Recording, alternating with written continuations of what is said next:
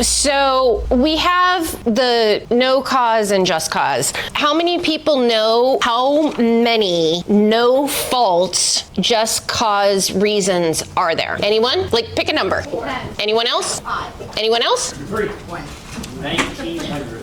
Well, our first answer was correct. There are 4 of them, and this is super important, and here's the reason why. These are the only reasons why you can kick someone out that is not for just cause, for an at fault. So there's a whole bunch of reasons for at fault, like, they're not going through with the lease, they're being, creating a lot of problems. Not paying rent.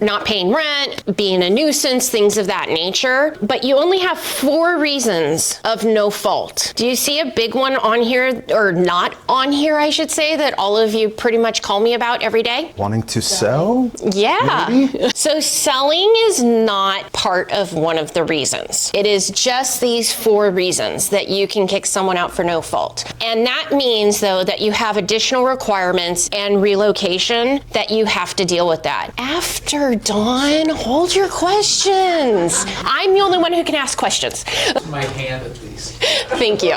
So Paul, how are you seeing people actually do this, or are still things, or are we seeing evictions based more on at fault or creative evictions? What's happening out there more now? So I just had a prospect client said, my previous manager messed up, I'm having to terminate all my tenants. And they said, oh, well, I just gave them notices of, like, you have to get out, 60-day notice because it's not habitable. I said, well, those notices haven't been legal in 5 years. I don't know how they're doing that. So the problem is, if you mess up on any of the notices, and each one of these options is very specific on, like, intent to occupy. It can't be a family friend. It can't be a niece, can't be a nephew. It has to be an exact blood relative, like grandpa or kid. You have to notify the lineage with the notice. You have to, and then if you don't occupy within 90 days, they also have to live there for a year. All of that falls under, you've now willfully violated the just cause ordinance. So it's just extremely complicated. At the end of the day, I try to tell clients, hey, try to make it work with the tenant, cash for keys kind of organization. If it's a handshake deal, it works. Otherwise, all of this falls into play. You have to track tenants,